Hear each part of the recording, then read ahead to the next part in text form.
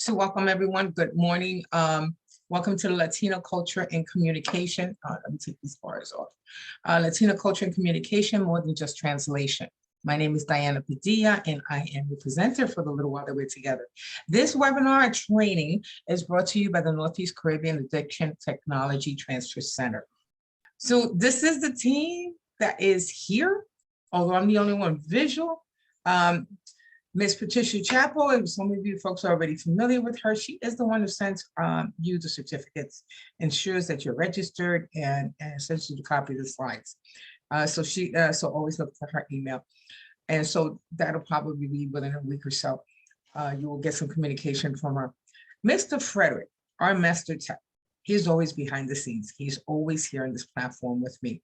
And so when you go to the drop down, there is a name called there is a Northeast Caribbean topic drop down, and that's him.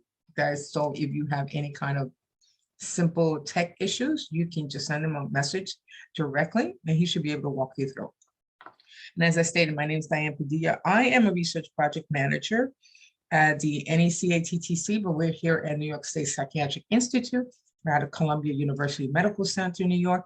And I provide technical assistance and implementation support to organizations seeking to integrate or implement expert screening, brief intervention, and referral treatment within their settings, and also capacity building supports around equity and inclusion, or enhancing equity and inclusion in organizational settings and in their service delivery. And so, and you know, what ends up happening is a lot of the information, a lot of the direct services that I used to use tends to come out in our trainings. And I'm hoping that the same thing comes out, that I encourage you to share some of your experiences too. As we go on, let me see, disclaimer. Disclaimer just simply means that we are funded by SAMHSA, but they do not check absolutely every single piece of content that we provide. What we are required to do and already do is that we give you the most current, most innovative information out there to support your practices. So the purposes of the TTC is to provide workforce development. And in doing that, so what SAMHSA does is it makes sure that while you're working so hard to provide all these services to the client community, we support addiction professionals, we support mental health clinicians, we support prevention and recovery support specialists.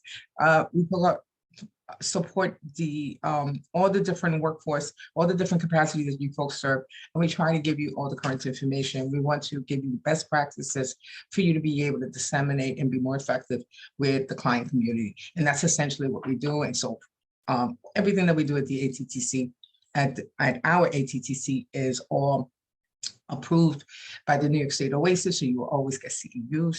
And there are quite a few trainings that are now starting to come up that are starting to be approved also for peer and prevention specialists as well. So that is also helpful. So keep a lookout for those. So one thing you can be sure is that we're everywhere, and we cover Region 2, New York, New Jersey. We partner with our colleagues in Puerto Rico to cover Puerto Rico and the Virgin Islands, but we're all over the country, and we're an accessible free resource.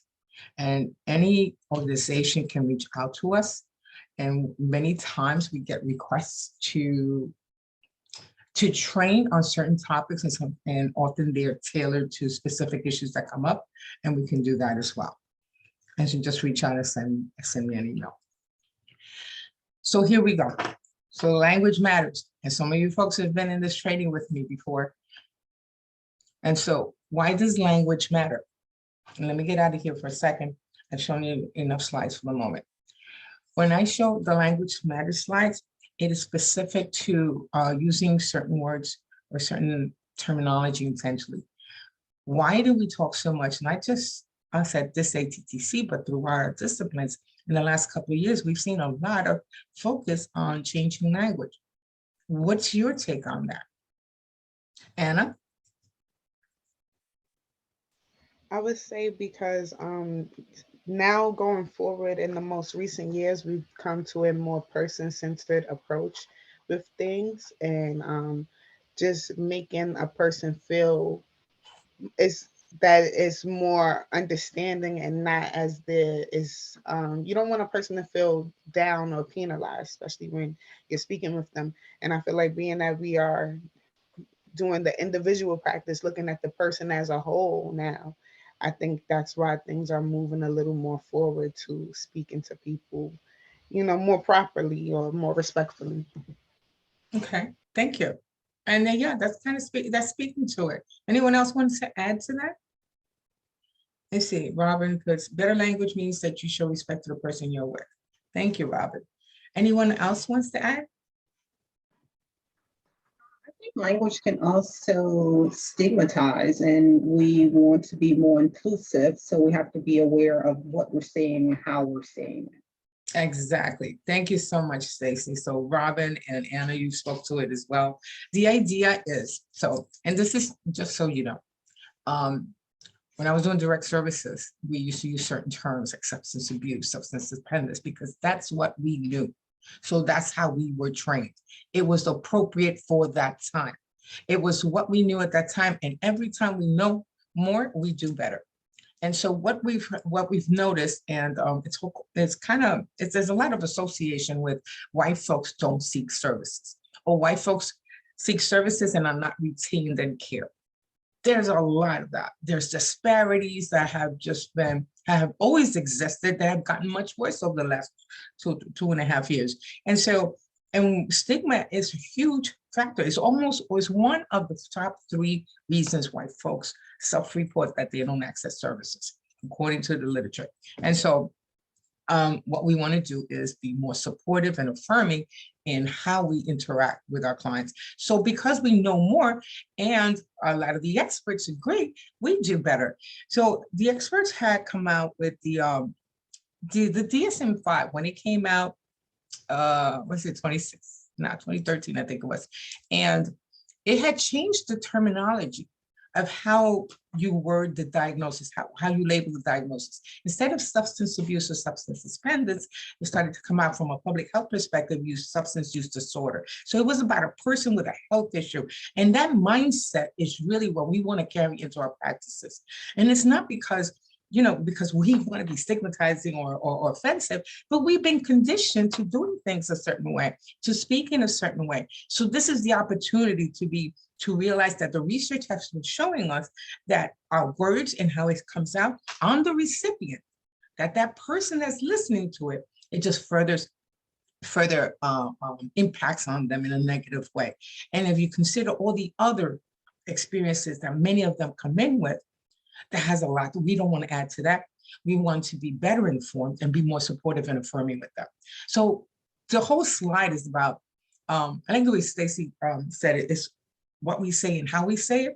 It's about being supportive and affirming and helping folks feel like they can have some pathway to recovery and wellness, that we can be partners with them in that process. And I'm saying all of this because a lot of this is going to go into why we're speaking about communication with the Hispanic and Latino community. And so all of this will translate. So I always start an ATTC training with that slide because it's a good way to remind us. Just the same way we got conditioned to using certain words in the past, we need to continue to consider new words going forward. And despite that, not everybody gets on board because in New York State, many of you are substance abuse counselors. Yet New York State has changed their acronym to reflect the Office of Addiction Services and Supports, as opposed to alcohol substance abuse. They changed it. So if the New York State credentialing office is dictating that, particularly for you folks who are here from New York, then that's a big sign as well that we should go in that direction. The DSM-5, the experts said we should go in that direction, we should do that. And the ones who benefit from that is our client community. We get to retain more. There's too many disparities and we have to find different ways where we can fill in those gaps. Anyway, some of that will come out in the content. Thanks everybody for your participation. That was good. I really like this slide. I think you can tell. So the goals today. The goals today include instruct on cultural dynamics that frame the client-patient dialogue and interactions, and also review strength-based strategies for effective communication with Hispanic and Latinx communities. And so there's a lot of cultural elements that has to do with this group and this content that I have here. And many times when I do the culturally informed trainings, it's for me, I prefer to be more mindful of a process that I can use in order to elicit whatever information is going to help me be more person-centered with that individual, to individualize their care. But part of that is also, and you can see this in, I think it's tab 21 in addiction counseling competencies, that speaks to the components of what can help. So your skills, right? Your skills and your knowledge of characteristics of communities, understanding who's your demographic client community and what are the patterns of behavior or the tendencies that they present, with. Knowing some of that can be helpful, but we'll talk about that in a way where we can apply it on an individual basis. So a process really good, and I'll speak to that later on towards the end, but we're also going to talk about very specific dynamics that we see with the community, and sometimes is very much misinterpreted. So some strength-based strategies for this community we'll also share. And I thought this was a really wonderful opportunity. I presented this during the Hispanic, National Hispanic Heritage Month, and I thought this was a wonderful mural that an artist called named Juan Velasquez from Dallas had created. And the reason I kept it here is because he created it in 2020, October 2020, which is the toughest year that this country has had in a long time. And I thought it was a beautiful piece, and I thought I wanted to show what someone's expression of pride in their heritage was. And so this is great. That's an Aztec warrior. And so let's talk about some terms just to get some foundational, seeing how we were speaking about language. So I have here, I had in the goals Hispanic/Latinx. I'm going to give you a little bit more clarity on that. So the term Latinx is something I want to cover before we go into the behavioral and the characteristics of groups, of the population rather. And so the term Latinx is still relatively new for a lot of folks. This was a nice image that I found that kind of speaks to the point of the confusion behind the terminology. And so in Mexico, Latinx is not necessarily, so it's just showing that one community is not as familiar with the term. You have different Hispanic, Latino, Latinx communities from different places who may or may not understand what the term is. So I just want to give you just a little bit of information. And because a lot of the research that is referring to Hispanic and to the Hispanic communities is using Latinx, is using what I had there, Hispanic/Latinx. So but the reality is there's not a lot of persons within that community is actually using the term. Many have not heard of it, according to a survey done by the Pew Research Center. And 1 in 4 in the US Hispanics have heard of it, but a 3% maybe use it. And so the idea here is that it's good to be familiar with terms, but understand what they mean, understand who uses them and why. It's a way of, it's kind of like a pan-ethnic term.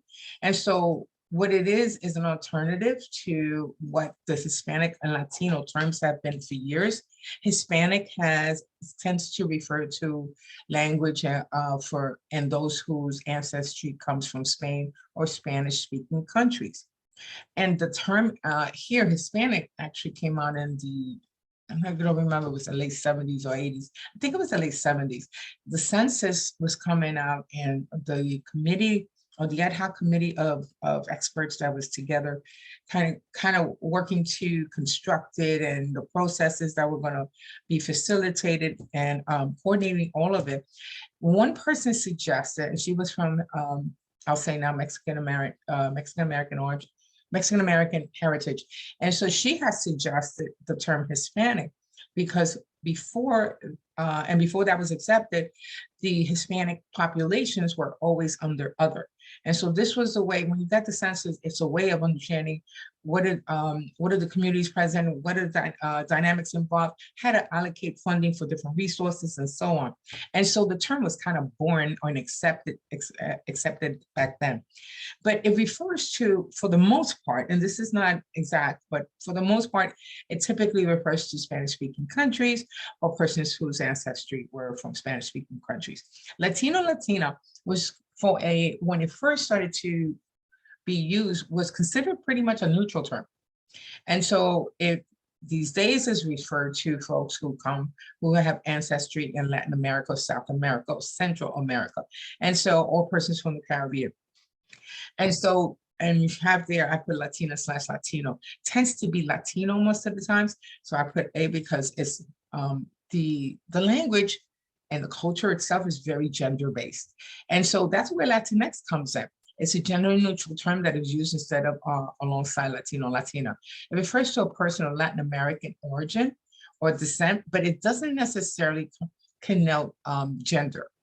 And considering that gender is more than a binary perspective, Latinx helps to kind of contrast against the traditional male-female binary or gendered language that Spanish has always been. And so Latinx is another more inclusive term. And so one of the things, and I see you, Anna, one of the things I just want to mention that a lot of times you see research that says now Hispanic/Latinx. It really, for me, and I do identify as Latina, and it's just not as personal as it is professional. To be inclusive, you don't want to be exclusive. That's kind of contradictory. So what I tend to do, I'm not going to speak to the other scientists and researchers already, but what I tend to do is put Hispanic, Latino, Latinx, and use the terms interchangeably, because there's a lot of folks that identify as Latina. There's a lot of folks that identify as Latino. And so if you identify Latinx, that's wonderful. If you identify Hispanic, it's wonderful. But if we use a new term, we don't have to dismiss another term, because it's almost like saying we dismiss people, a whole amount of people. And so I'd rather be inclusive than exclusive. So going forward, now you will understand my references as we go through the content. Anna, what would you like to add? I was going to say I was totally lost, because I was thinking that Latinx meant like a mixture of something of like African American and Latin. I didn't know that that's what it meant, because I've been seeing it on applications for school and stuff. And I guess it just gave me more clarity, because I really did not know that's what they were meaning. Like they're like changing it, because on the application I didn't see Hispanic or Latino, but I did see Latinx, and it was for a school program. So it was like it confused me. So it was like, thank you for giving me the clarity on that. Well, thanks for sharing with that, because here's what I want to say is that a lot of entities and a lot of resources that are using Latinx are trying to be inclusive. And that is props. That's fantastic. It's good to be inclusive. But Latinx just wants to stray away from the traditional gender-specific dialogue and language that they tend to use. And there's a lot of connotations with that, which we'll talk about when I go through some of the cultural elements. And because it has a lot to do, with that. And so Latinx provides an option. And, and we tend to see a lot of the younger generations actually use that term more than anybody else, But really what it does allow you to do is, maybe it speaks also to the assessment instruments, as you were saying, that your tool was asking for Latinx. You can always ask us if we have a choice here, Latinx. You always say, do you want to identify as Latinx, or is there another community you identify with? Also add that other question, because that opens the option, but nobody has to be pigeonholed in any particular one component. But you have some folks who may say, some older folks who might be more comfortable with Latino or with Hispanic than Latina or Latinx. So you want to provide that option. So, and some of this will probably come out more in the content. Thanks for that. So real quick, let me just go through some of this. The population. So why are we doing this kind of presentation? Is because the population is continuously changing. It's continuously growing. And guess what is the population that's growing the most? And that's the Hispanic, Latina population. And so, and Latinx population. So right here, what you see is what has happened, the growth between 2010 and 2020. Right now in 2020, the last census had picked up on the white population was falling under 60%. In 2019, they were still representing 61%. And in 2020, they were presenting 60%. And so Hispanic Americans account for 51% of population growth within these last 10 years. What's interesting is the projection of population and where we're going to, or what is expected to happen by 2060. By 2060,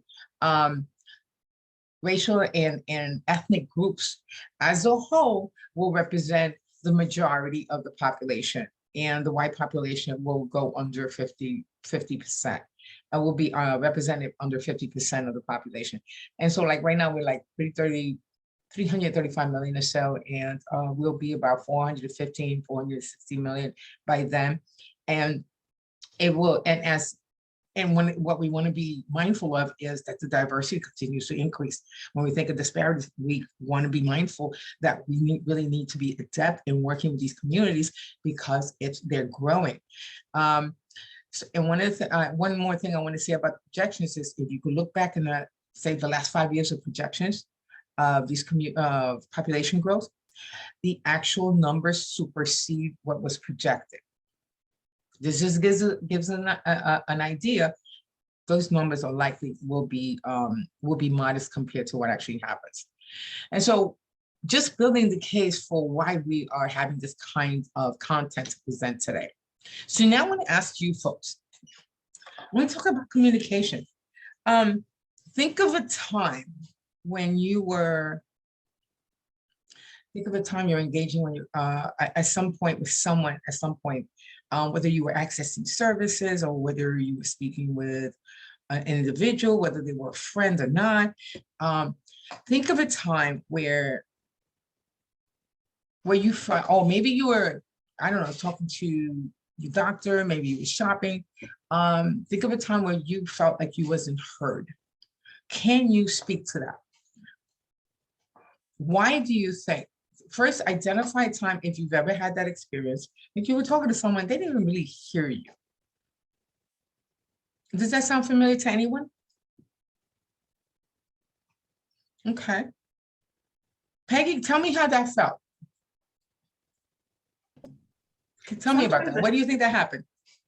Well, because people aren't really listening. They're not paying attention. You can be in a conversation with someone and it's like they're distracted and they're not really listening to what you have to say. And it's very frustrating. So they're not making eye contact. They're not doing anything. So you don't feel valued. Your conversation doesn't feel valued. Okay. Can I ask one more follow-up question with you, Peggy? Sure. Did you interact with that person again, or that resource, or that, did it affect how you interacted with them when you realized that you weren't really heard? Did it affect how you communicated with them going after that? That's kind of a two-pronged question because sometimes they're agency people that you have to try and get through to when you're helping someone else, trying to advocate for somebody else. So you can't give up on trying to work with somebody. But if it's a person that I don't necessarily have to work with, or they're not a client or somebody I'm advocating for, then a lot of times no. And that's what I hear from, I work with youth. So a lot of kids say, I'm not going to go back because they're not listening to me. There you go. There you go. Thank you for that. And what's interesting, and with youth, it's like, I think a lot of times their experiences are based on the adult resources they engage with and connect with, and a lot of times felt that they're not talked with, they're talked at. Right. And you don't get very many shots with youth. I mean, they either, when you have them, it's like, you gain their trust and you I've gone with a lot of kids to therapy appointments and things, and they're pretty, you know, it's you get one shot a lot of times with them. If they don't trust you, feel that you're meeting them where they're at, Yeah. then forget it. You got a lot of work to do. Yeah. Thank you, Peggy. Mhm. It's kind of hard too, because very often what I remind us of is that we only get an opportunity to give a first impression once. It's kind of hard to take that back. It really, really is. I see some folks, yeah, sometimes folks are reacting to what they want to answer to, or distraction on other things, another conversation, disregard, unseen, unheard. And, you know, Anna did start to mention about, also included in her response about person-centered care. Now we know we're supposed to have been doing this all the time. All our practices, even since we were in school, we knew our practice is supposed to be person-centered. Are we actually doing it? Oh, this is going to be very, when you're doing culturally informed work, it has to be person-centered. It has to be of the individual.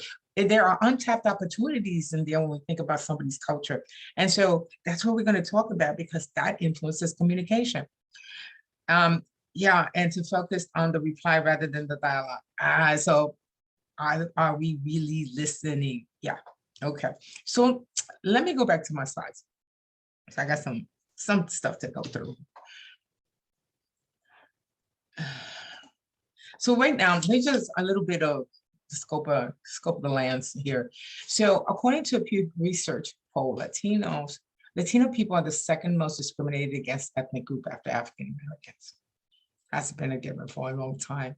In a study conducted by Rutgers University, 22% of this population workers report experiencing workplace discrimination, compared to only 6% of whites.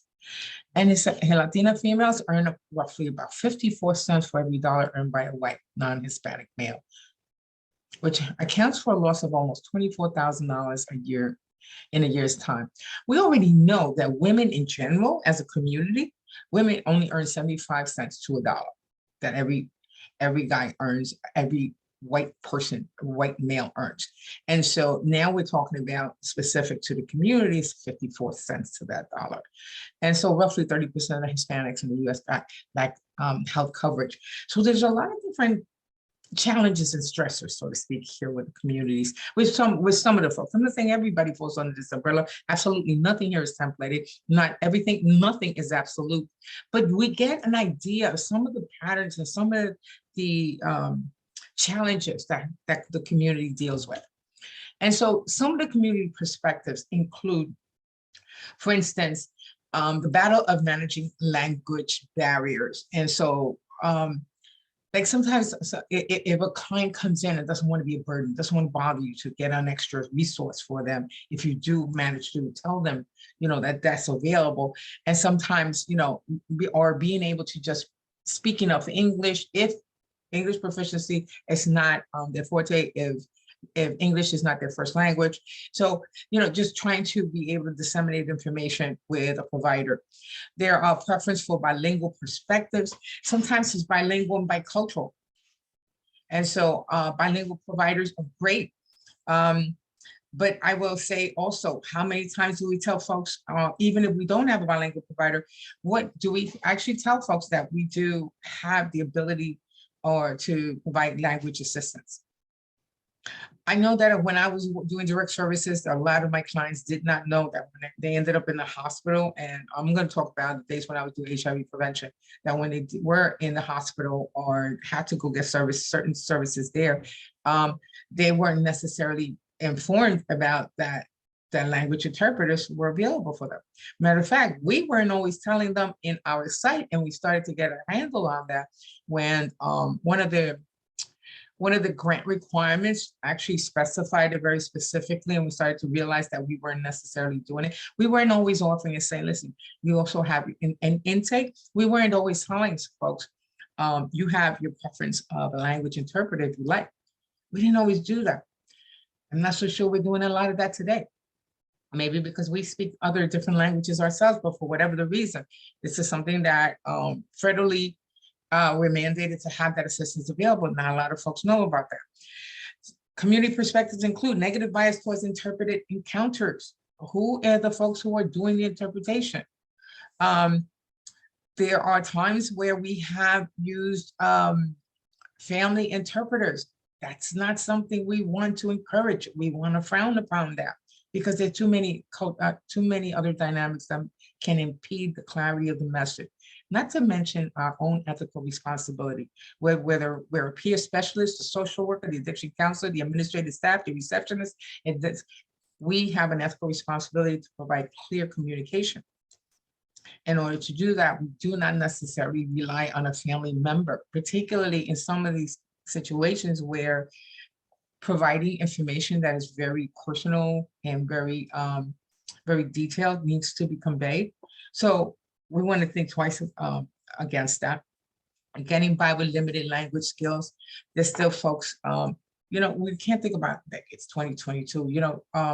There are a lot of folks, despite the age, who have limited English language skills, and so they don't know enough to access different resources in their communities, but not necessarily enough where they can comprehend some very detailed information or conversation. Some people just don't want to feel like they want to let you, they don't want you to go through the extra trouble for them. And stigma and discrimination has traditionally been associated with language barriers for a long time now. So some of the language barriers that have been reported over time include 57% of the Hispanic adults surveyed experience a language or cultural barrier in the healthcare system. 44% spoke to a cultural barrier, almost 50% a language barrier, 57% both. It's not just language, also like cultural perspectives were not necessarily part of the situation. So the poor communication with their health providers, this also kind of applies in the different services with other resources. That includes us. And so other barriers include the use of jargon, emotional barriers, lack of attention, differences in perception and viewpoint, nonverbal communication, differences in understanding unfamiliar accents, expectations and prejudices, cultural differences. And so just to give you an idea of some of that, nearly 6 in 10 Hispanic adults have a difficult time communicating with a provider. So this is from one gentleman, and one of the research has showed what one gentleman has said. He said, when I tell them I don't understand them, they'll bring someone over to speak to me in Spanish, and I don't understand them either. This is Torres. He is a Puerto Rican man, was raised in New York. We didn't grow up speaking that formal Spanish, so I have no idea what they're saying. What does that make you think of in terms of the assistance that they were trying to give him? I have 2 stories for that. Oh, you want to go, Anna? You raised your hand. I can't find my hand. Oh, you could go first. Sorry. My first story is I went to private school and 2 of my classmates lived in Venezuela. They spoke fluent Spanish, but had to take Spanish because they didn't speak Castilian Spanish.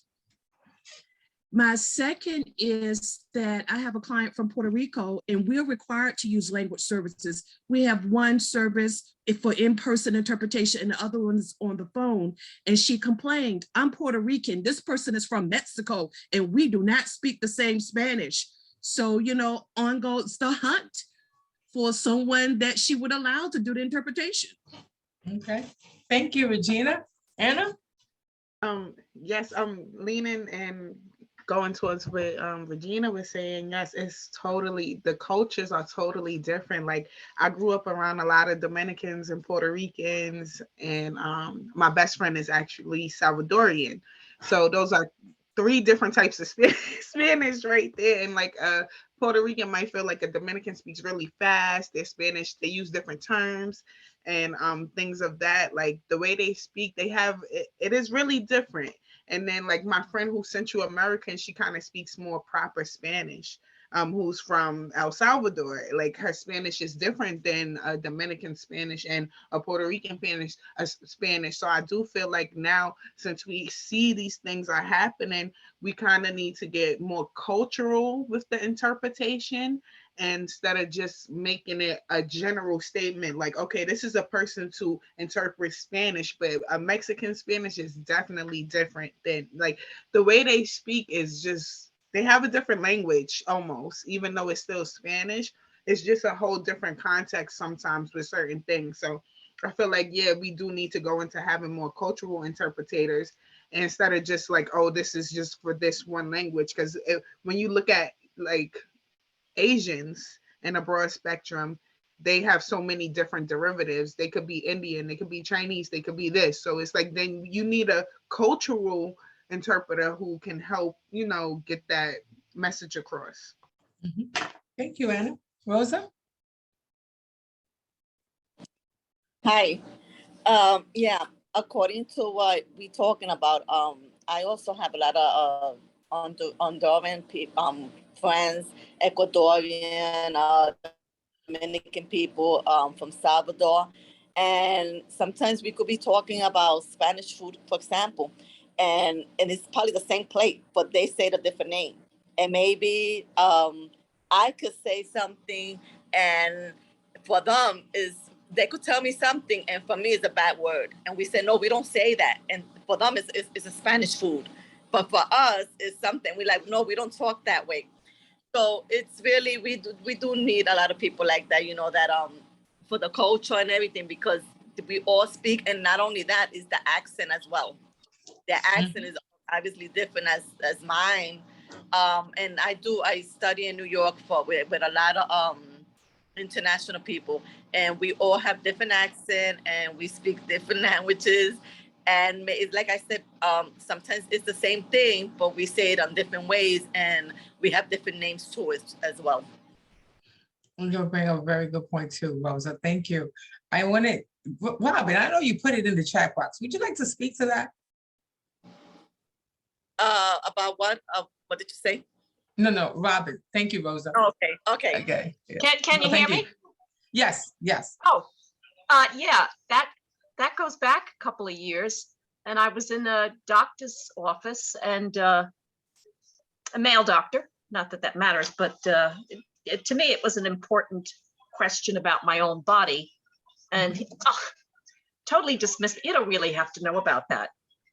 So my response was that I don't really have to write a check for you, do I?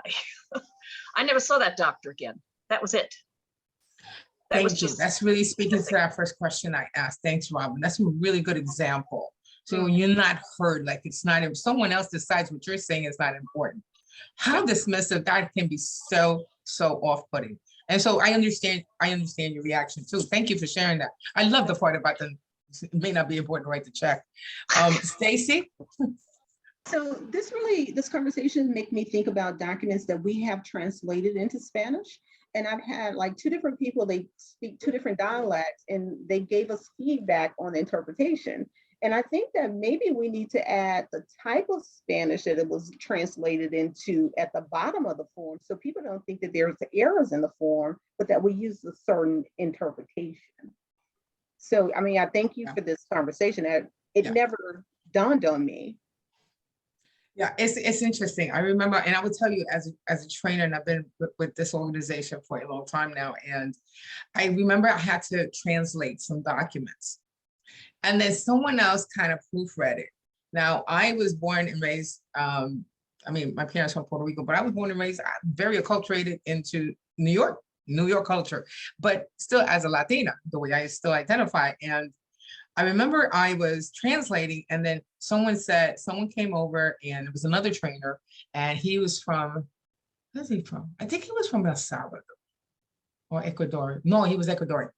And his Spanish dialect was different. He said, no, this is incorrect, this is incorrect. I said, we have to speak the language of the community.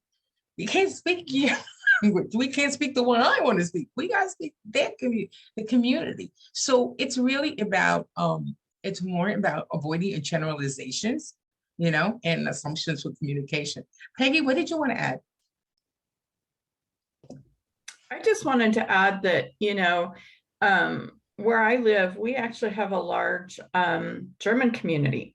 And so when you look at, you know, languages, there are many different dialects depending on even what country you come from. So my family that from one part of Germany speaks a certain dialect, and then I have a friend that works over on the west side, and she does her family was a different part of Germany, different culture. And so it's not just, it's across the board. We have to get better at learning cultures and where people are coming from, as our country is full of many different cultures and languages and people, and we just can't make assumptions that one language is going to be understood by everyone. So I learned, it was interesting to me because she had no idea what I was talking about, and I thought, wow, so it varies across country too. So well, what I love about these opportunities, these experiences, those are learning experiences. It's what do we do with those when we get those types of experiences, when we realize, okay, something's not working? Those are insightful experiences. That's really great. It's if we act on it. It's a missed opportunity if we don't do anything with it, of course. Alisa? Oh, Ailsa? I'm sorry. Pronounce your name for me. I want to say it correctly. Ailsa. Ailsa. Okay, thank you. Okay. On like what you was saying regarding the interpretation, because we speak the different Spanish. Like for example, I'm from Colombia, so I'm completely. And when I do interpretation in one trend, I'm working in African services, and we have few people who speak Spanish over there, and we are like when we talking in general, because we have different, like how you were saying, Dominican, Puerto Rican, Mexican, and at the time it's like it's not the same. So we have to talk for the Spanish, how you were saying before, the community can understand. That's how basically how I do when I'm doing a translation, or when I'm asking questions to my clients. I'm talking because depending where they are from, I use my Spanish because I learned how to play with my Spanish. So I use, when I'm talking to a Dominican, I'm trying to use the words that they can understand. When I'm talking to somebody from Salvador, Honduras, so they can understand, because I say one thing, for them it's different. So I use my Spanish they can understand what is the information that I need. And sometimes, like, because before I used to do like translation when they need like to go to the doctor, they need somebody to interpret it for them, because in a lot of hospital and clinic, they don't have people who speak Spanish. So I used to go with them and I used to translate for them. And they was because it's very important when you go to a clinic or something, that is important for you to listen in your own language, and you can understand, and you can make all this question for you as a patient. That's right. Thank you so much. Thank you for sharing that.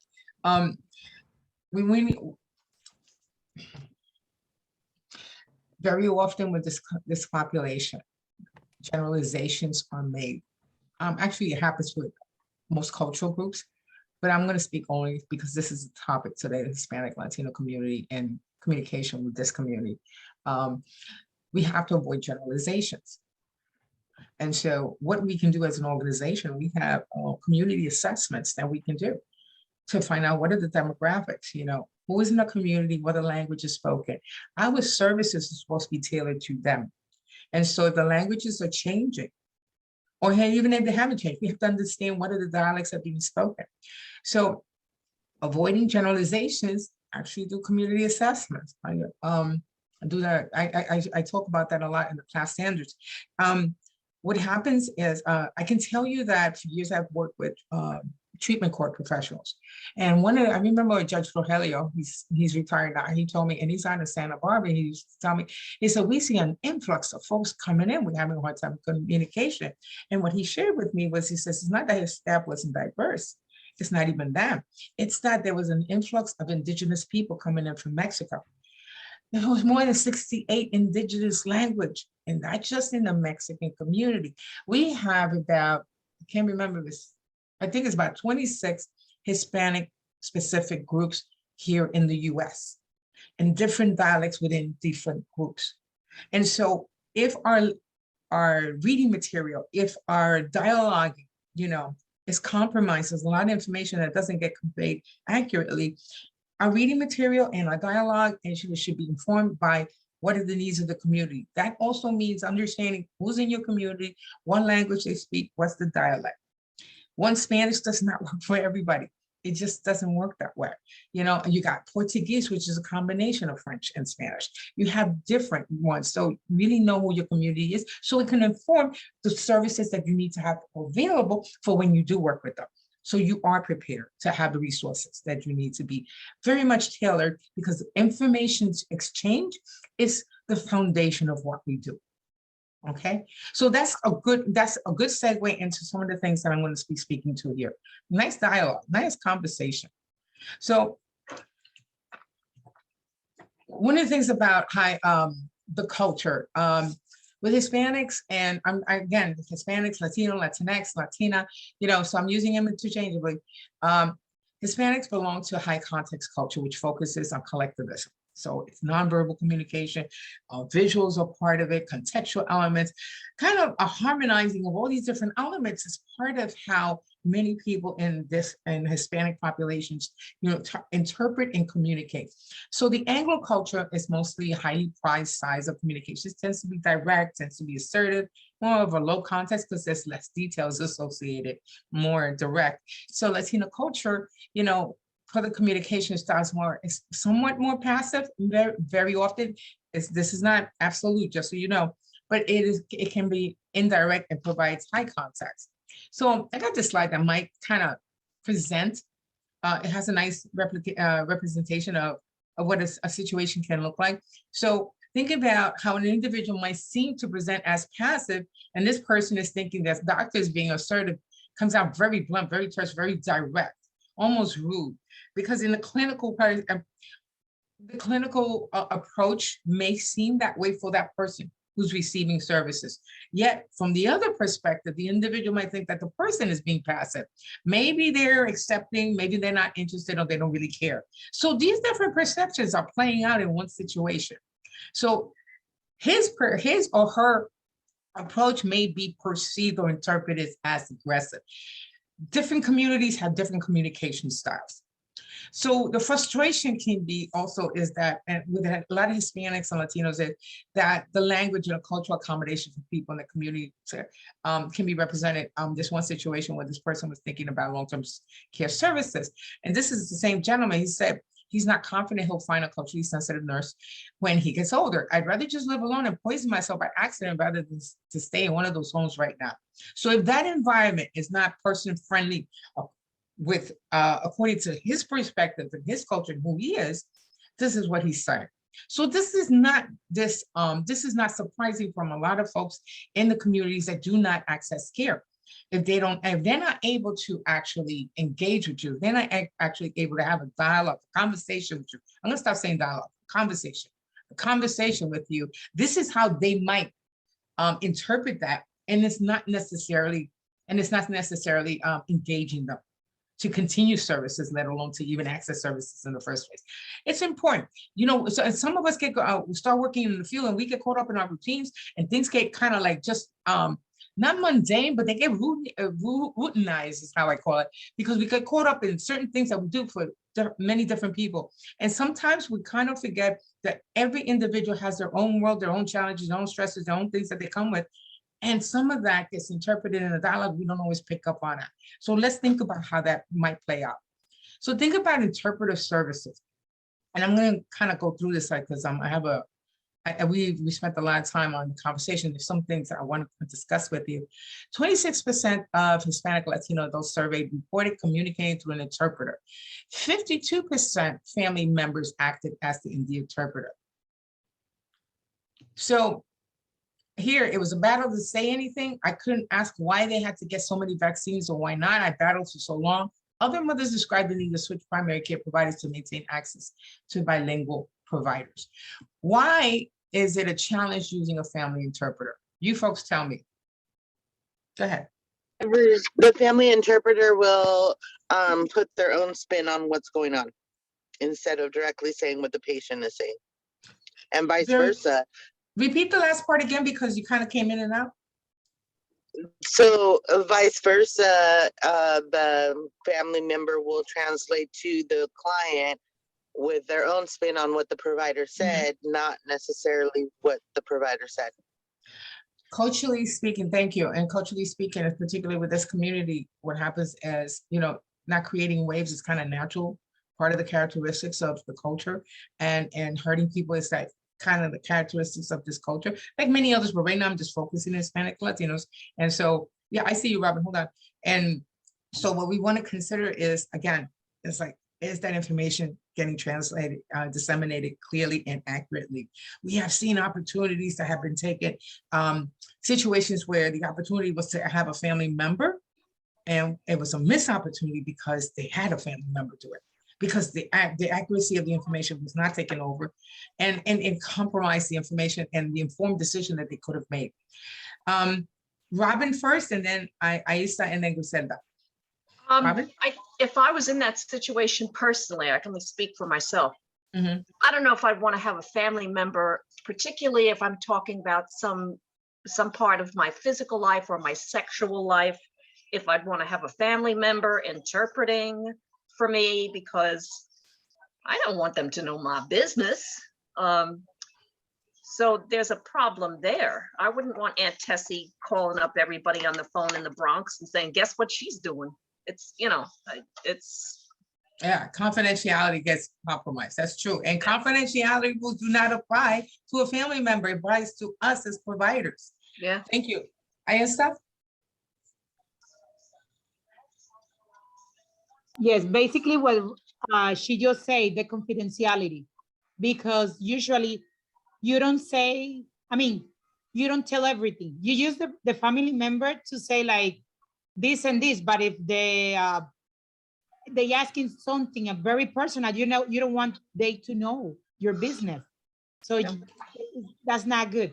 It's better to use somebody else, that like somebody from the place, from the clinic, to translate for you instead of a family member, because you don't feel comfortable. As a person, we don't feel comfortable using somebody else translating for, a family member.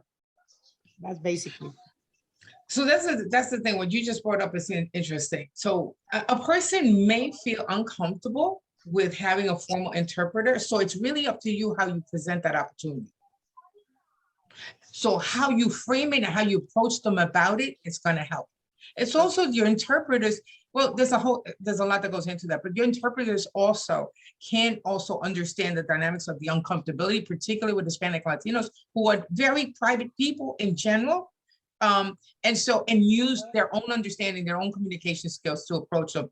But you as a provider, before they even offer the resource, because the person has to be open to accepting the resource, the provider can frame it and be approachable and present it in an approachable manner. Thank you. Griselda? Yes, I can follow with a lot of what everybody else has stated, but I'm in the mental health field, and a lot of the topics that we talk about, like sexual abuse, rape, suicide, and all that gets mistranslated. And on top of that, a lot of the family members get shocked and can't have a hard time continuing the conversation that they have gotten up and left, and then the client's left there. Not feeling heard, understood, and a little bit devastated that their family member got up and walked out and doesn't understand what they're going through. Actually, some of those things are being are addressed in prevention, recovery supports, and also in addiction services. When you think about abuse and trauma and all that, even before we refer it to you folks are mental health clinicians, and so. Imagine traumatizing your family member before you even get to your actual client. Yeah.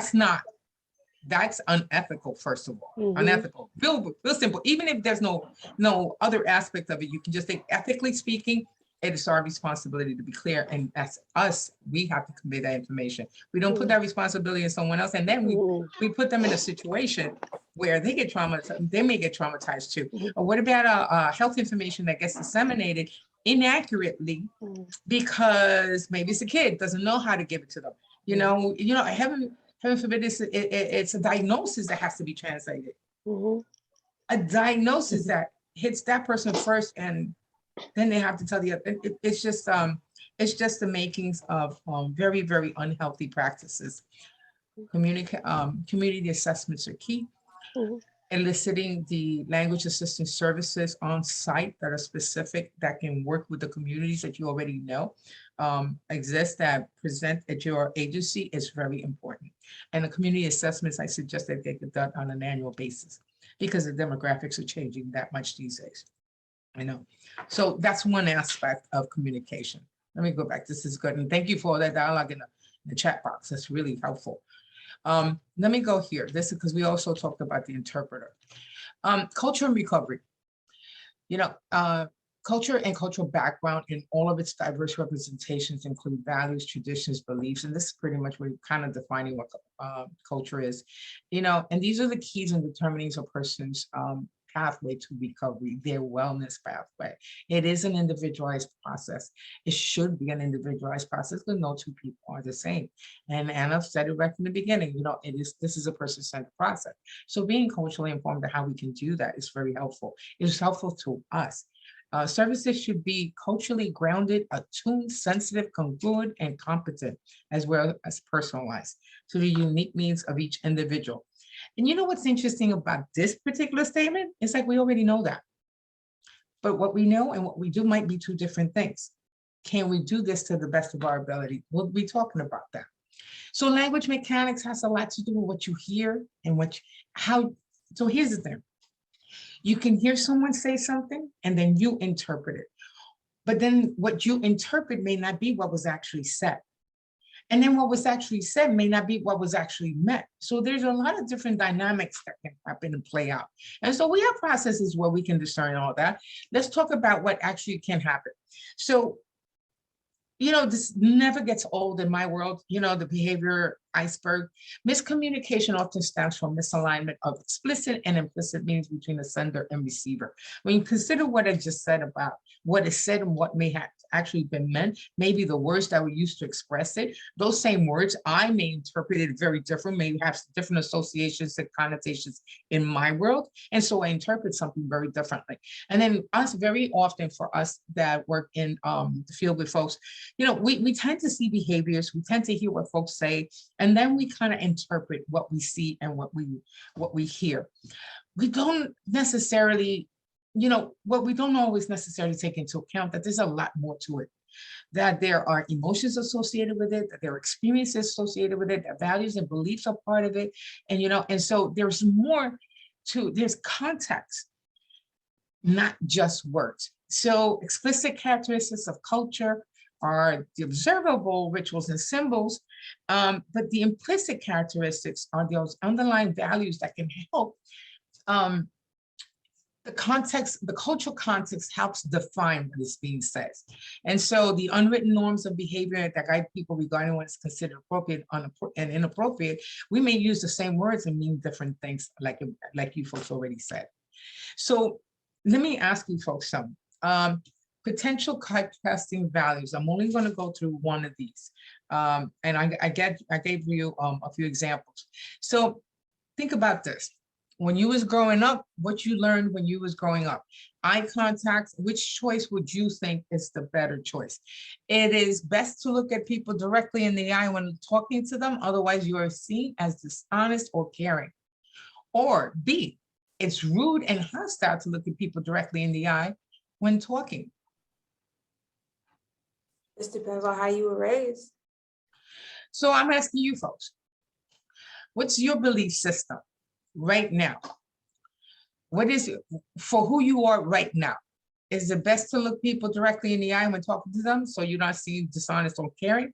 Or is it rude to look people in the eye, almost considered hostile? What works for you today? A? Okay, a lot of people put A. It's better to look people directly in the eye when talking to them. Okay. All right. I got a question. What if a woman from maybe a Muslim state, all right, Muslim belief system, is talking to you, no one else, just her, and she's not looking straight down at you. She's not looking straight directly at you. She's looking down. What if she was Cherokee descent and she's not looking directly at you? What if she was Latina and she's not looking directly at you, looking down. What would your first impression be? And you can be honest, I mean, this is all private here, I promise, I won't tell anybody. Do you think you get an impression behind that? Is that telling you anything? Do you think they may be hiding something? Yeah, okay, being honest, I appreciate that. I'm not saying they're not. I'm not saying they're not. Here's what I'm suggesting. I don't think anybody really hides anything. People can choose to share with you information if they want to or not, because that's their choice. So it's not really hiding, it's really choosing. I did that on purpose, sorry, Anna. But here's the reality, that when those things happen, it's like, why is it they're not being forthcoming? What can I do to help them feel comfortable to talk with me more? That's what we want to think. This culture, very often, you know, there are a whole host of different reasons why a person may not want to be more forthcoming with you. Maybe it's in the approach. You know, maybe looking down is something that they have to do because that's what their condition, that's their culture, that's one of the values they may adhere to. That being direct is really more disrespectful. It's respectful to look down. Yet from some cultures, it's respectful to look straight at the person and not look down. It really depends. Now there's some, I can tell you that there are older generations in the community identify as Latina. So in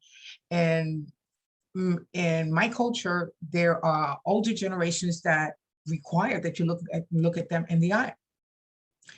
There are some generations that you look down because there's like a partner might do that with her partner because it's more about submissiveness. That might be appropriate. If they adhere to that and that's their choice, then we want to recognize that and not make an assumption out of that. Let's explore that. I would tell you that when I was working with some folks in treatment, I remember one of the challenges that some of my clients had was that when they were talking about their teenage kids, when their teenage kids end up coming into treatment and they get caught up in like the gang life and that kind of thing, and they come before the judge, one of the things they used to do, they used to see them directly on. Then one of the things they used to do when they were in group sessions, they would look at each other very directly. Not looking directly is a show of weakness. So nobody wants to be, excuse the French, excuse the phrase, but nobody wants to be the victim.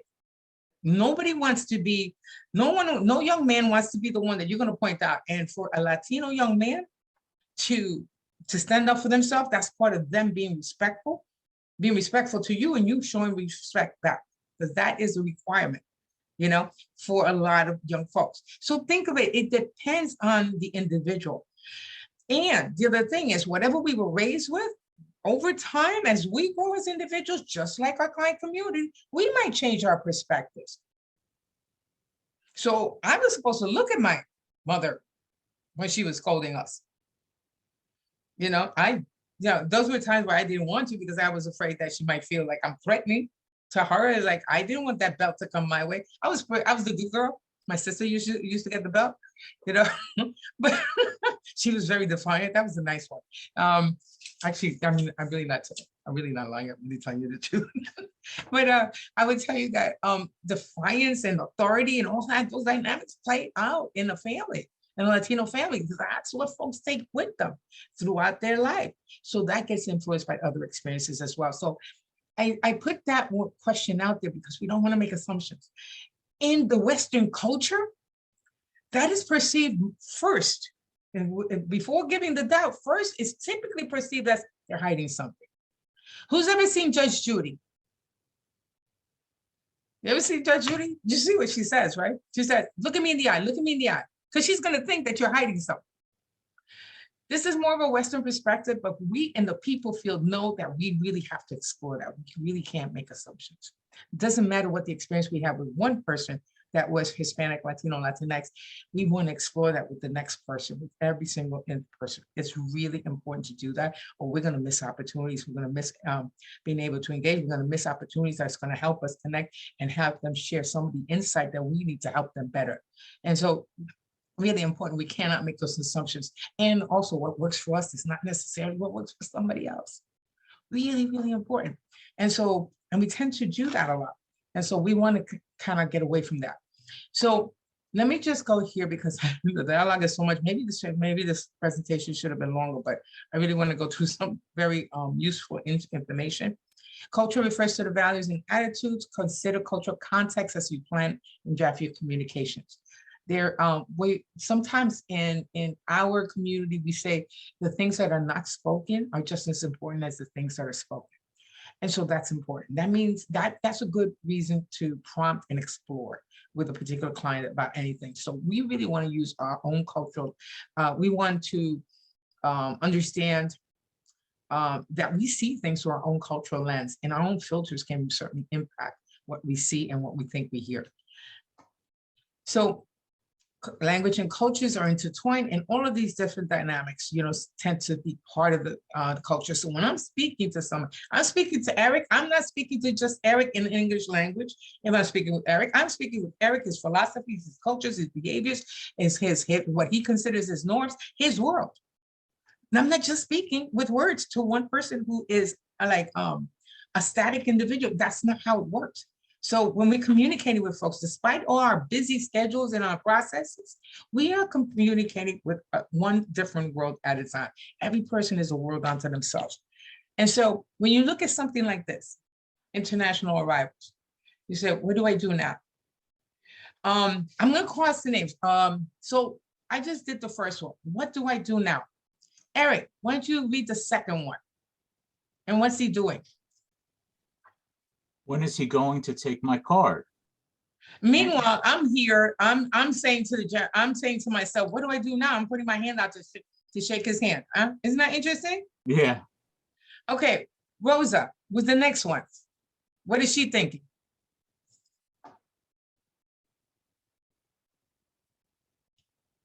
I don't hear you. He seems a bit unfriendly. What is it? What is she showing? What is she doing though? Also, Like, sounds like she's probably screaming at him or something. well, she's not saying that, she's thinking it, and she's like, yeah, and she's like very close to him, isn't she? right, exactly, yeah. Okay, thank you. Jet, how about the next one? Whoa, personal space invasion. What's that speaking to? He's not used to anybody being that close to him. There you go. Wendy, the last one. I don't know. He looks confused. And read what he says, what he's thinking. What is he thinking? I'm next. What should I do? Okay, thank you, Wendy. I said, you know, and he's watching the interaction and how it's going different ways, and he's not sure what he should do. So what do you think about this particular slide and this particular situation? Everybody has different customs, different beliefs, different way of greeting each other.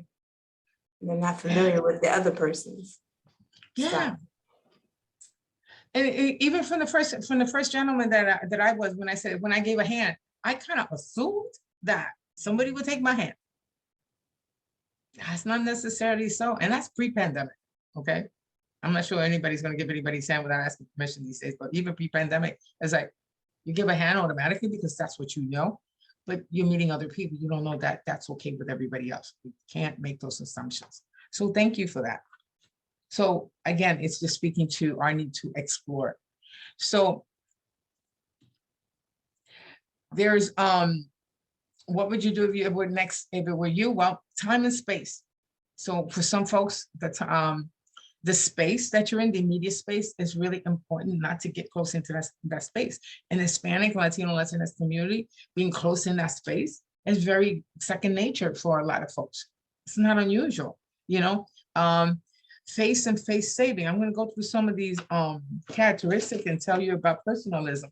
Nonverbal communication. Are we paying attention? We learned about that when we're working with the client community. We learned about that in school. We learned about that in any kind of licensing or credential educational venue that we're using. But are we acting on that? It's not enough till we see something, but if we acknowledge it, we have to acknowledge it and recognize it so we can use it to inform how we interact with these folks.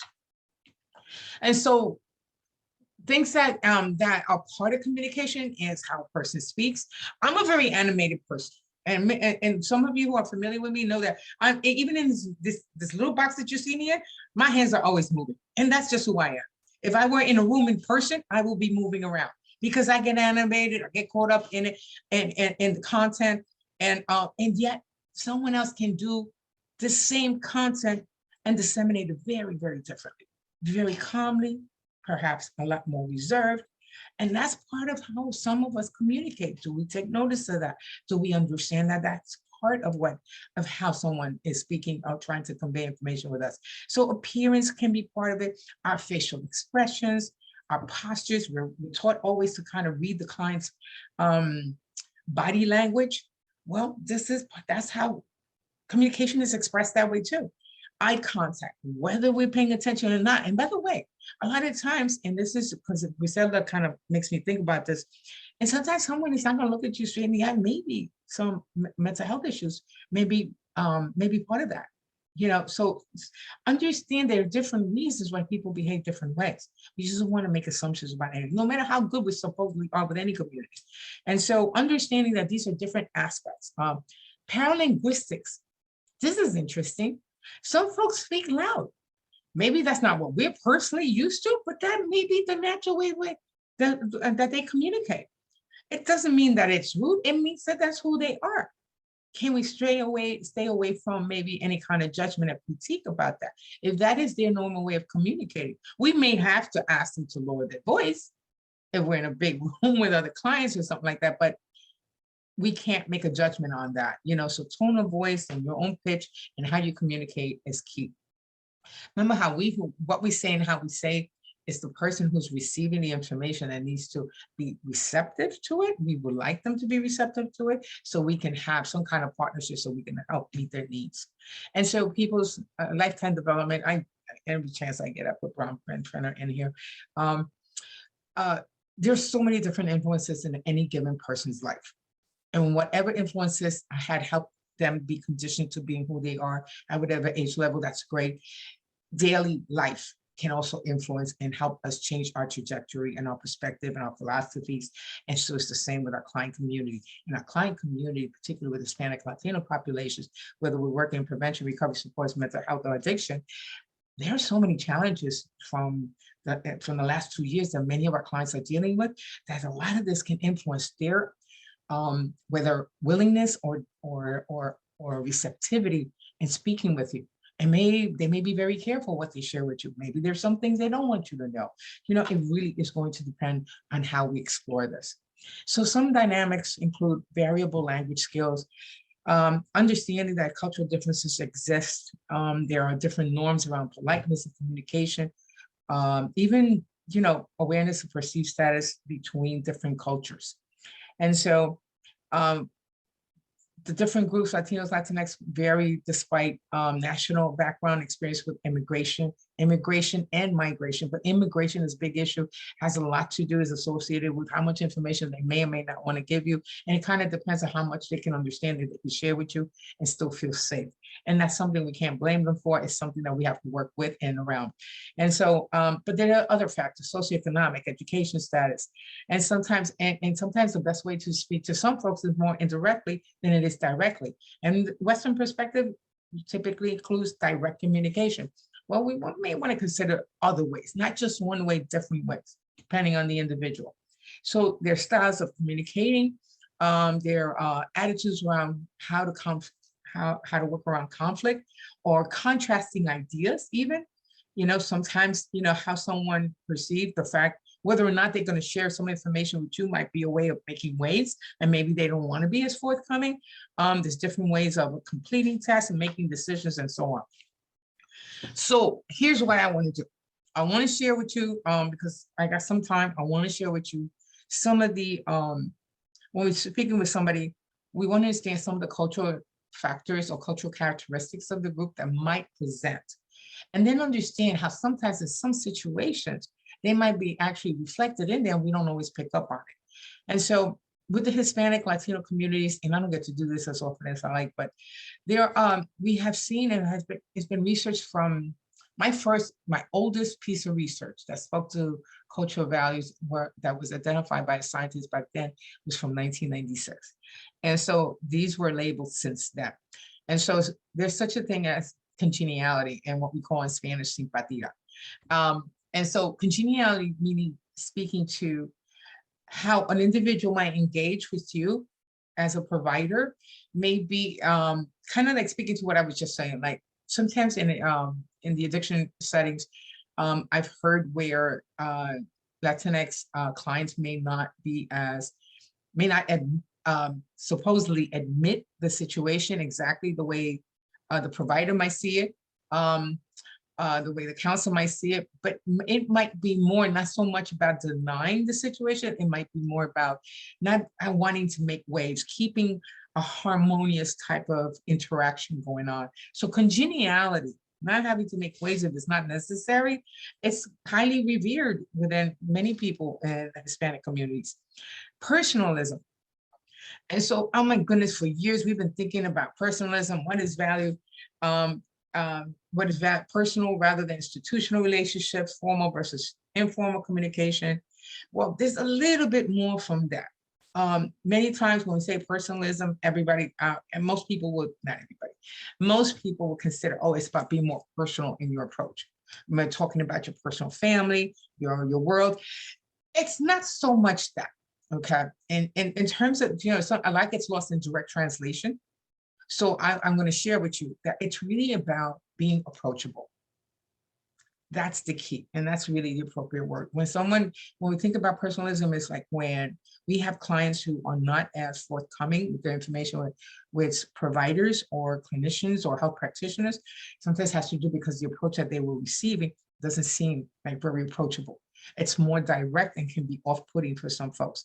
There was a study out in California about, they have more than, I think it was 365 women, and they were, I believe they were Mexican American or indigenous, and then and they were going to healthcare centers, and they hadn't gone back or they weren't retained in care. And the survey wanted to ask why they wouldn't go back, and what they said overall was that it just didn't feel, it felt like a very cold interaction. And so that lack of approachability didn't make those women go back to services. What we started to see is that other surveys, other research initiatives have also reflected the same thing throughout the different parts of the country with different Hispanic communities. That interaction is very cold. If it's not approachable, it doesn't have that kind of personal aspect to it, then a person may not be as open to sharing information with you. So it really kind of speaks to what we can do. So that underscores the formal versus informal communication. We know that elders or, in the community are addressed in a particular way. The Mr. and the Mrs., Señora, Señor, or Don Miguel, there are certain references to show a status of respect that is appropriate when you're first meeting an individual. There are times where younger folks, maybe a millennial or even a young adult, if you refer to them by their first name automatically without asking them, that can be off-putting. Ask the individual, if they could, otherwise using a formal approach until they tell you otherwise, or when you ask them, that's really important. Let's not assume anything. Personalism also has this other aspect. It's really, there's a certain amount of pride in certain members who in their community work really hard to make sure that, they live up to their responsibilities, they provide for the family, their family is clean. They may not be wealthy, but they have a healthy, clean home. They may not have a lot of money, but their kids are in school and they eat every day. And they're in the community, they're regarded as responsible family members. And so being regarded in the community as a person, a responsible individual, can also speak to personalism. So that can be very important for Hispanic, Latinos, and Latinx people that we engage with, that how they're perceived. If they're not perceived in that way, for folks who are dealing with substance use disorder, an opioid use disorder, imagine an opioid use disorder, which withdrawals when somebody who's tried to stop and keeps going back, and how they might be internalizing how the community might be perceiving them. That can be very self-defeatist, but that can be the very reason why they're trying to push forward, because they want to be a responsible person. Maybe they are a responsible individual of the community, perhaps they don't even know what the addiction, how addiction works, how it impacts the brain, and their lack of capacity to be able to, to meet the willingness or the desire to stop using. And so a lot of times, that sense of pride, it really comes from here, from that personalism quality. And the respect is often elders by gender, just meeting someone new. And respect in our work, we know that respect is not just acknowledging or recognizing differences. Respect is integrating some of those cultural perspectives that we elicit. We bring it into the treatment plan. We bring it into our interactions. So first impressions, rapport building, introduce yourself in a respectful, warm manner. And I decided to add this last night. I said, don't be afraid to smile. How many of you folks are so constantly working with so many people and we don't even realize we don't even smile? Like, we always ask and encourage everyone, and this is what they always told me was, be genuine, be authentic with, so you don't pretend to be someone else, but also smile to somebody who you're just meeting, greet them like you might greet a person who just, a friend is introducing you to a new person. You will probably smile. Why can't we do that with our clients? So one of the things that can help build rapport is explaining confidentiality, and not just explaining what it means and not assuming that confidentiality is the same thing that they know from other resources they have access. It's explaining confidentiality and now start to elicit from them. Ask them what they understand from what you just explained to them. Now you start to communicate in such a way to you're getting their intake, their feedback, you're getting their perspective, you're getting them engaged in a conversation. So also elicit from them what they see is their situation. Ask them their take, ask what they think is the problem. You want to understand that and start to get insight as to other mitigating factors that might be an opportunity for you to use to help them. For instance, if they have spiritual belief system or religious ones. So in this community, family and familism, which has come up quite a bit with these populations, they may include grandparents, and this is where we got it from. For a long time, the research has been showing that family is not just a nuclear family. Family is those people who are there for you. Those are people who have been there, who have been part of your world for years and years. And so it's grandparents, it's godparents. Somebody compai might be the friend of the family who's been a friend of the family for more than 40 years, even though they're not officially or, actually a godparent, but they may be considered or referred to in that endearing way. So understand that family is central to an identity for Hispanic, Latinos, and Latinx. Family is a huge part, and it kind of speaks to the collectivism of the culture, that the group is central to who they are, who the individual is, and is their main source of support. And we see that's a valuable asset when we're working with adolescents and we're doing all kinds of interventions with them. But we see that as the culture from the community. So there's a couple of things: male role expectations. We also have machismo. And what an interesting thing that this value that was first identified, recognized and labeled and identified and labeled in the Hispanic, Latino, and Latinx communities has transcended most cultures, certainly as part of the Western perspective these days. But machismo means it has to do with power role as the head of the family. It refers to a man's expected responsibility to provide for and protect his family as the male of the family, as whether if the father's not there no more, if there is a son or whoever is the male, there's a responsibility to protect, to care for, to be a power role in that family. So it can influence, you know, when adolescents are growing up, it can influence their attitudes and behaviors in terms of these cultural influences. So I want to ask you, let me see. Stacy, do you mind reading this case study, please? Sure. Considered a young Latino male that was being arraigned for drug possession charges and is meeting the public defender for the first time in court. The PD is aware that his family, wife, sister, mother, are present and are giving him support. The PD meets her Latino client several times in court, and each time the family is present. The final appearance was for sentencing purposes, and the family was not present. When PD asked the client where they were, he said that he forbid them to come because the sentencing would be too harsh for them to hear. He knew he was going away and wanted to spare them the crush. Thank you. What's your take on that? And what do you see there? Oh, let me put it back on the screen, and then it'll be easier for you to respond. What do you think you see there?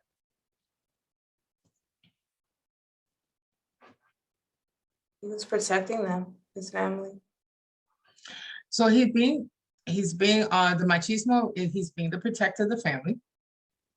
Okay, this is a true story. Okay, go ahead, Anna. I was gonna say, yes, he's being the protector of the family, but it's almost like sometimes it can be of detriment, because I don't know, like if we're going back to cultural, I've heard the analogy in different Hispanic cultures of a man acting all machismo. And sometimes it can be like, you know, like you said, with power and like strong, and sometimes it's decision making, but then it's like, in this case with his family coming to the sentencing, that could have actually helped him. We don't know the full synopsis of the case, so I don't want to go into it too much, but his family being there could have actually been to his benefit. And he just made the decision for his family. Like, I'm going to protect them. This is what I'm going to make this decision for them. And I'm going to say, you know what? No, this is too much for them. And I'm going to step in to protect them and in my own way. Mm-hmm. Thank you. And I totally understand that kind of interpretation. I'll give you the more details. So this young man, okay, so he was, he got caught, he violated. So the way he supported his family was because he sold drugs. He did. So he was early 20s, 24, 25. He was married already. But he was the one providing and making sure those bills were paid. Kids had clean clothes. You know, there was food on the table. He was doing that. As a matter of fact, his community did not try to marginalize him in any way, because he, despite the fact that he was selling drugs, he was providing for his family. That's what he was doing, you know? And so, yeah, they were giving him support the whole time. But at that point, what he did was he knew he was going to do some time. That was inevitable. And so what he did was he told them, he told the family that, and so he didn't want them to have the shock of the experience then. So he told them before, at home, in their privacy, and that way he was able to go forward. He knew he was going to do some time. They were going to arrange for a certain amount of time, and they had already processed it privately. All kind of speaking to the personalism, all kind of speaking to machismo, not in a stereotypical way, but in a very specific provider, protector, head of the family, you know, take care of your own type of way, which is very specific to the culture. And so that's what he was adhering to. There was no father figure. I don't remember the details of that part, but I do remember that this is what happened. And what's interesting, so he wasn't even, apparently for some reason, he didn't meet the criteria for alternative to incarceration. So he had to do some time and stuff, but he had been the main source of support for all these other individuals in the family. So when we see a case that naturally might say, well, this guy was selling drugs, he's supposed to do some time. You know, he may do the crime, do the time. You know, there's more to it than that. Are there other opportunities that we might have if we If we explore, if we ask these questions, can we see that there's some other cultural opportunities here to tap into? For instance, if he were to come out, if we were able to provide services for the family while he's inside and speak to him too, might we be able to tap into some of those cultural perspectives the young man adheres to and reframe that in a process or a conversation that supports recovery, that supports a different way of living, that supports the family in a, of course, in a more productive way. So these are things to consider. All right, so let me go to the next one. So female role expectations. Now it's interesting within the Hispanic Latino community, female role expectations. So you have some of these things, Marianism. Marianism, it tends to kind of speak, this is a very, the population tends for many, many years was considered very, very religious. And so in thinking of the Roman Catholic religion in terms of Mary being the symbol of submissiveness and kindness and self-sacrificing, so that's why the scientists call this Marianism, is the aspect of, it's a quality that women in this community might adhere to that kind of speaks to doing a that kind of speaks to being in a partnership, say, where their voice is not as loud as or as credible as the male partner, and so they're more likely to be more self-sacrificing, doing more in terms of what they do in their day. For instance, they're also the head of the household. The man is the head of the family. The male is the head of the family from a binary perspective. The male is the head of the family, but the female is the head of the household. That means that she takes care of a lot of different things. She makes sure the house is clean, those kids are fed, they go to school, they do their homework. You know, she makes sure all the stuff in the household is done. She might even have a part-time job. She'll take those kids to the doctor. And so hembrism is a way of saying there's a lot of different responsibilities that you take on as the female.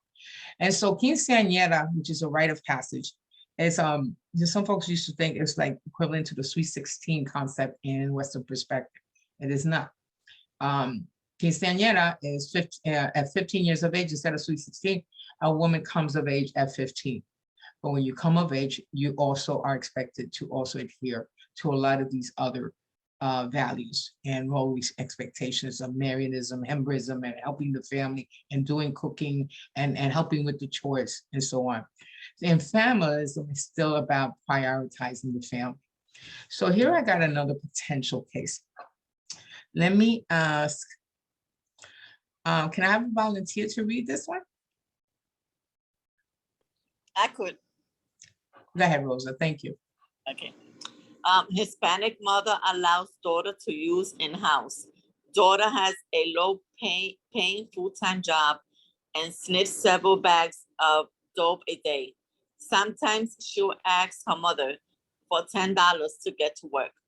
One day she is coping when the police raid the dealer's place and she is caught and arrested. Judge offers her alternative to incarceration. She does well once she was medically detoxified and is following her program.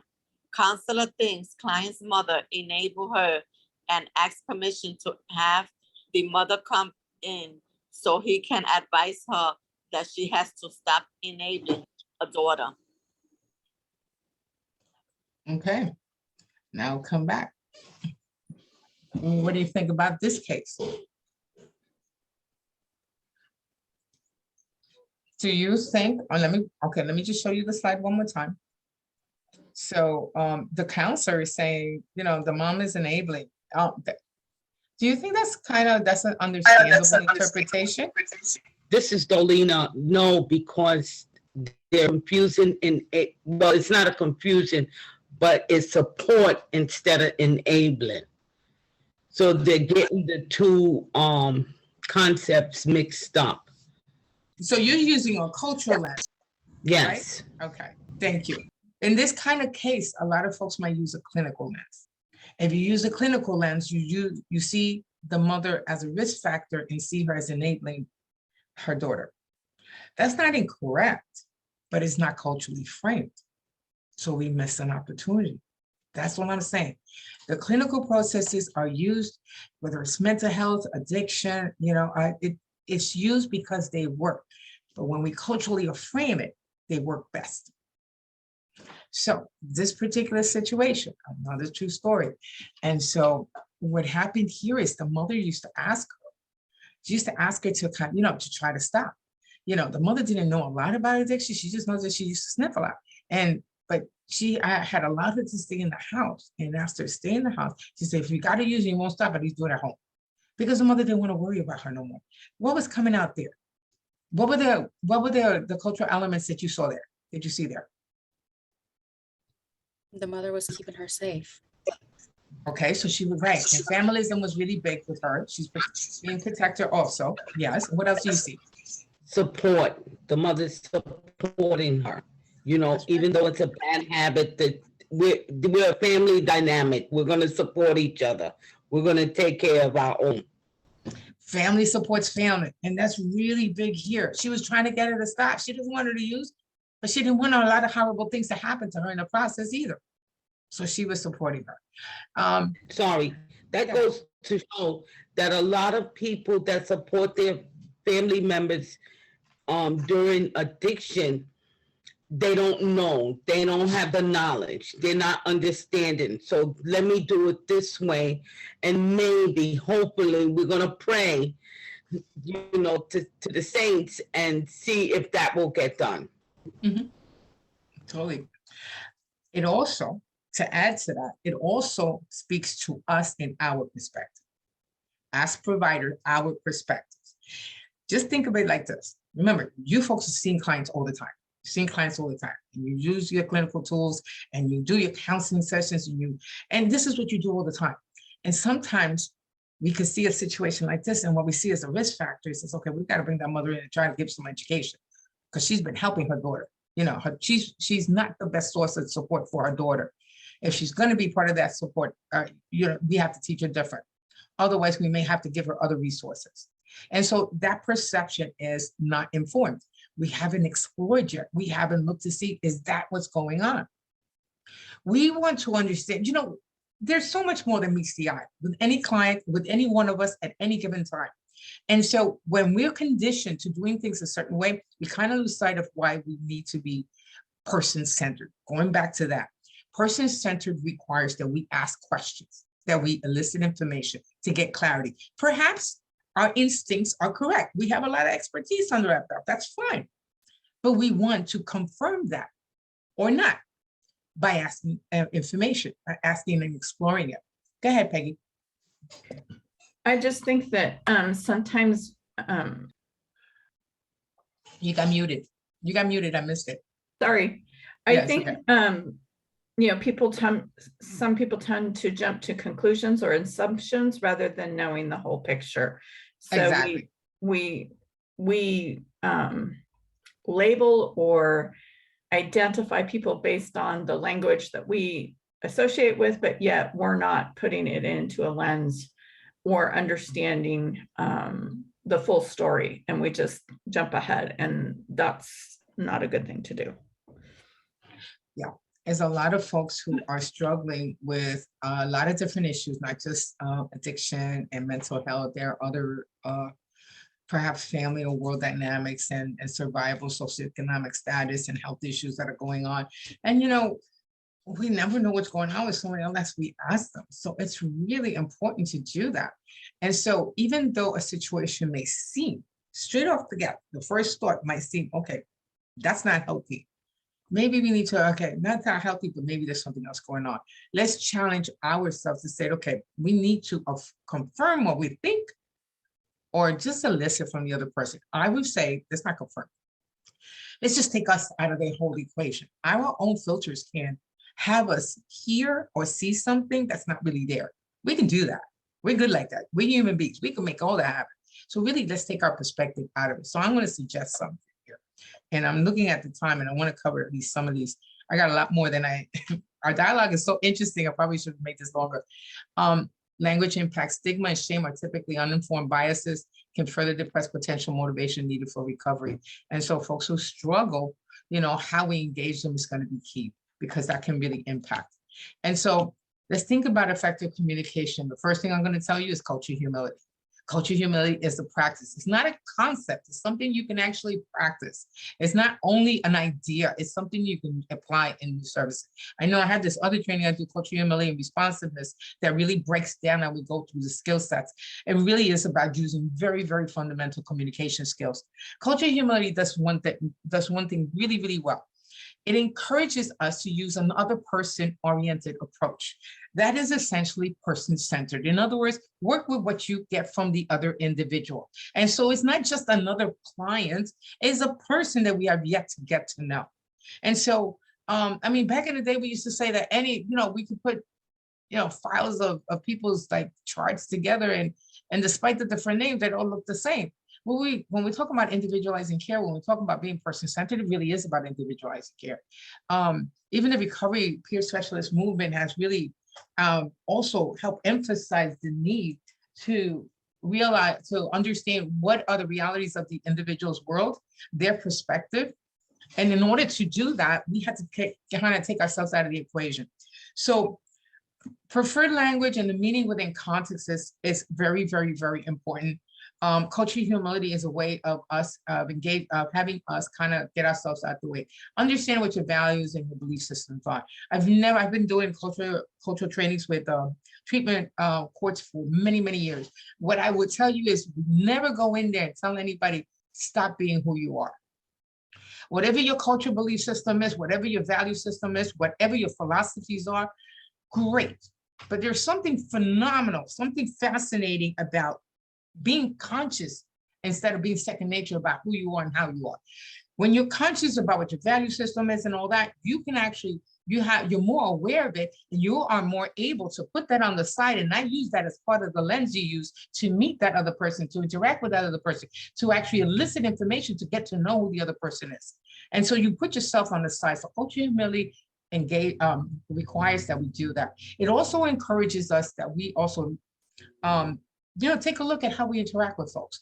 Over here, I'm saying preferred language and meaning and context is really important. Ask folks, let's remind ourselves that we're supposed to, it's a federal mandate, we're supposed to be able to offer people language assistance and ask them, listen, which is your preferred language? You want to be able to do that early on. How important would that be for someone who's trying to get services when you need to build a rapport with them so they can trust you, so they can be forthcoming with some information they don't like to give anybody? That's especially important because you can ask them in their preferred language, and that also speaks to clarity and really speaks to your own ethical responsibility. And then understand that within that, different things that can be said, just like with us, different things that can be said kind of depends what else is being said. What's the context for the words that are being used? The context often helps define the words being used. And so understand that those dynamics play out when you communicate with a Hispanic Latino person and with challenges or stresses you have yet to know about. So we always ask open-ended questions of themselves, their view of the situation, support systems, and we use the ORs here. Open-ended questions, affirmations, reflective listening, and summarizing. So active listening, really important. I can't tell you how frustrating it is when someone asks me a question, and when I go to respond, they're already on to another subject. It says, if you're going to ask a question, listen for the answer. And when we're asking our clients or we're getting to know somebody new, you want them to be speaking. We need to be listening. That's such a skill, but it's such an opportunity for us to ask open-ended questions that invite somebody to be part of a conversation. We get all kinds of information that helps inform that treatment or that service plan we're going to work on. So the ORS communication skills is what I suggest here. I do a lot of that at Expert and cover that extensively. Probing for information. Background information is essential to getting to know a new client. Reviewing the notes and details with the client is relevant to initiating a report and communication style. So I could have easily said to someone and say, hi, everyone, my name is Diane Padilla. My pronouns are she and her. How can I refer to you? If you were one person, I might do it that way. It's a good way to reflect, how I'm trying to be inclusive, I'm trying to be engaging, and hopefully, and then I would smile just to show you that, I'm glad to meet you. I'm looking forward to meeting you. want to put you at ease. I don't want to make you feel like alienated before, at the beginning of our conversation. How am I gonna partner with you? How am I gonna provide you services if you don't feel comfortable enough to talk to me? So these are really important things to understand. You also want to ask the client, why are they there? What are they seeking to get? What do they see as part of the situation that they're in? Why are they in it? And so something that I found very helpful, mental health specialists are familiar with this. I think all of us should be. The DSM-5, my favorite part of the DSM-5 is not just the terminology. My favorite part had been, and they had included, I believe that was in the DSM-4, the cultural formulation interview. We always stress the importance of asking culturally informed questions. The DSM-5 already has this outlined. And so what they do is, what they have is these questions that speak to the definition of the problem, how to ask questions of the client of what they think the problem is, what they think caused the problem. Also inquiring about other challenges or stressors in their life, what is their cultural identity? Because you want to understand cultural identity. Sometimes with some folks, if you have a program that might be appropriate for this individual and it requires their attendance or to come through on certain days of the week or at certain times, there may be some opportunities, some cultural things that they do that they engage in that might contrast with what they may be required to do, or you're going to suggest for them to do in the program. So understand how dynamics of cultural identity and traditions and all that, how that may impact the potential partnership. Cultural factors affecting self-coping and past help-seeking behaviors. And so a lot of folks may use, we saw a lot of that in the pandemic where folks kind of drank a lot more than what they were used to. Is a lot of folks relapse. And, and for some folks, that's the way of dealing. Their way of dealing might include maybe going to a espiritista, some type of spiritual healer, or the local folk healer maybe. Understanding dynamics of their culture is going to help you with that. And so this is the cultural formulation. So it actually guides you. It gives you information for you and tells you the instructions on what you can say to your client. And just the first one, to give you an example, clarify the informant's relationship and the individual or individual's family. So how would you describe your relationship to, say, I don't know, to maybe your partner? And how often do you see them? And so you have information here, a listening information, view core problems, view of their core problems. What brings your family member here? What brings you or your family member here? People often understand problems in their own way, which may be similar or different from how doctors describe them. How would you describe what your situation? So here it is. I'm looking for that person's take. I'm actually looking to hear their voice. How often do you think that happens in other social services? And so I am looking to get their perspective and a lot of the information in an open-ended approach. It can elicit a lot of information to provide me a lot of insight how to best help them, get me to know the individual. And so the cultural formulation interview, the CFIs and the DSM-5, and I think it's just a really great tool for you folks to consider trying. So some recommendations, because I'm looking at my timeline. Take time to understand backgrounds and preferences. In other words, elicit the information. Cultural humility prompts us to ask questions, not make assumptions. It doesn't mean that you're not good at what you do. It means that you use your expertise according to the needs of the individual, the way you need to in order to explore what's going on with them according to what they tell you. So many Latinx, Latinos, Hispanics have strong preferences about how they identify. We never make assumptions. Never do that. Always ask them how they identify. I remember I used to ask one gentleman, I asked him the choices that were on the assessment tool. And he told me, no, yo soy mexicano, yo soy de la patria. And I was asking his ethnicity. As far as he's concerned, there was no such thing. He was telling me he was Mexican. And he was telling me, and he was showing me how prideful he was about it. That was really important to him. And so I needed to be privy to cultural nuances within the Mexican community. And at his age level, he was like 52 or something like that. And because that was going to help me interact with him in a more effective manner. That gave me insight.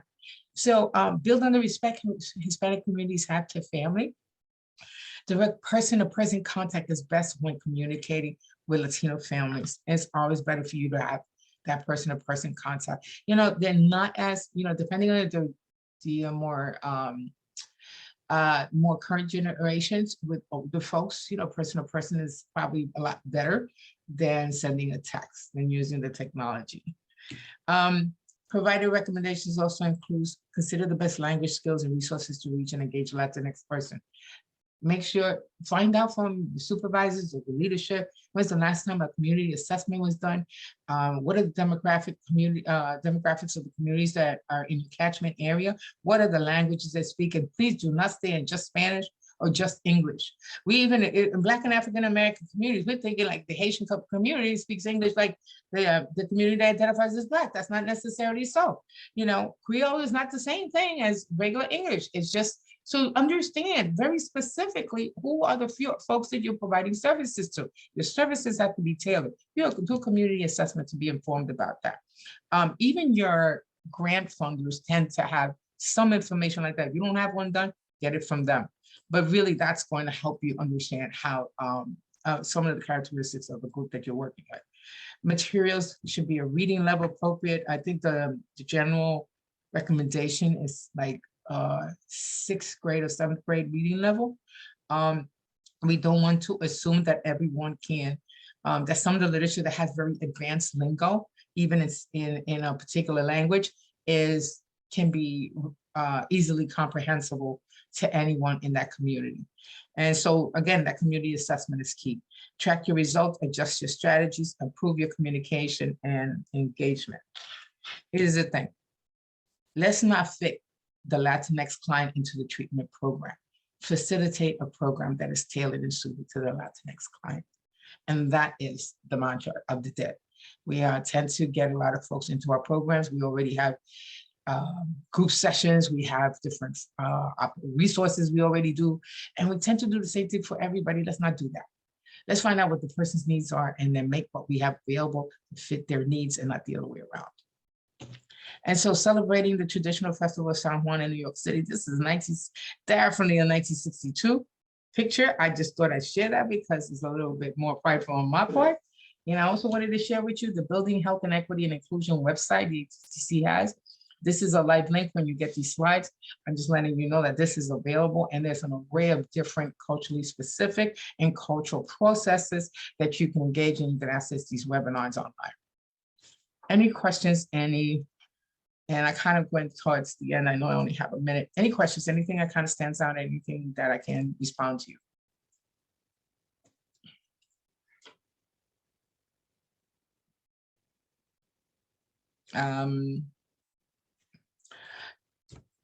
We're going to spend a little while longer here. I'm going to stay for another 15 minutes.